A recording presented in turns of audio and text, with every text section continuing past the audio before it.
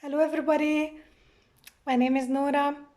Welcome to today's video, which is going to be about public transport, a very important historical day in the history of public transport is today, the 2nd of May. And it's because 125 years ago, in 1896, the world's first electric underground was opened. Now, the world's first underground was opened a few years earlier in London, but the first electric one, where was that built? It was in Budapest, that's right. Remember during the Belle Epoque, Austria-Hungary was a major economic power in Europe, and yeah, they had the millennium as the day, the year that's considered to be the day when Hungarian troops conquered the land, the Carpathian Basin, where currently Hungary is. It was considered, or it's considered 896. Of course, historians might debate the exact day, or they might argue this was a process step by step, but for starters who just want to have one year, just remember 896. So 1,000 years later, it was a major Hungarian millennium, big event, and a huge exhibition took place, and many buildings were built for this occasion or renovated. And this first underground, as I mentioned, it was an electric one. It was also built for this occasion.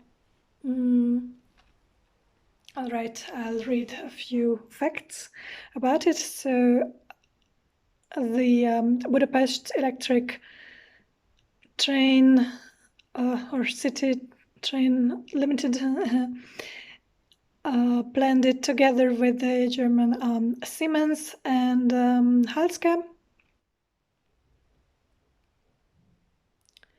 And indeed, it was on the way where you could take this train and then see the big exhibition. So initially, they actually wanted to build it on the street, like a tram, on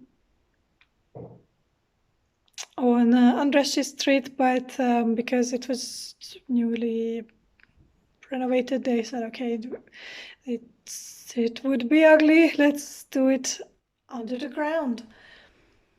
Now, during this time, of course, they used latest technology. So during this time, the way they built a tunnel was an open tunnel, and then they, once it was built, then they covered the tunnel with steel and concrete. And indeed, they built a tunnel. They started making it from both ends. So I'm glad they met in the middle. So yes, very interesting.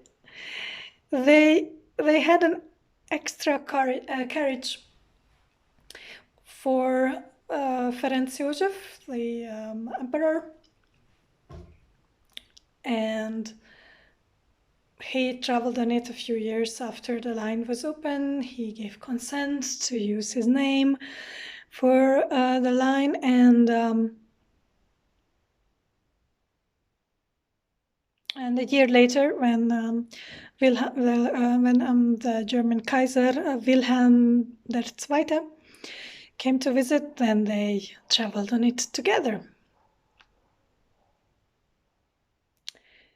By 1917, 11 million people traveled on the underground per year. And of course, it was renovated several times, first in the 1920s and later in the 70s, when they also extended the line to Mexico Route.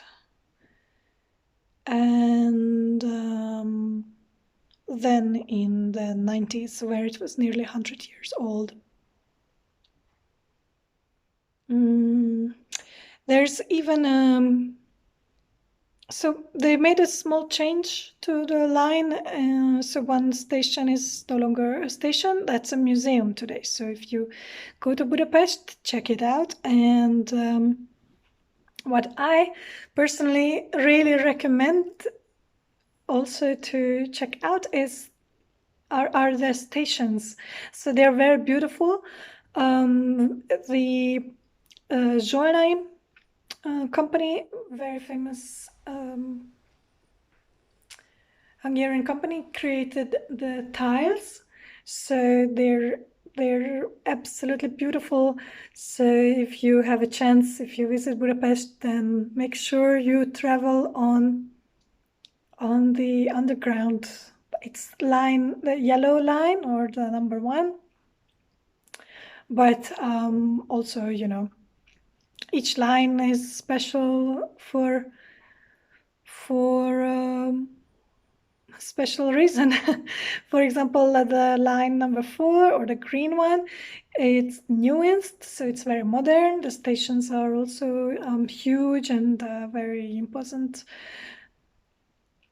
Whereas this line 2 and 3 are more vintage 70s vibes. Actually, the line number 3, the blue one, was renovated 2 years ago, but that was a huge failure once even the doors open on the wrong side of the train. So yeah, I think they fixed it now. The Russian engineers who were involved fixed it now. So yeah, that's a few facts about the small underground. I don't know why they call it small underground, as it was the first one, so you don't have to specify it's the small one. There wasn't another one back then, but I guess later. It was later that they had this nickname. All right.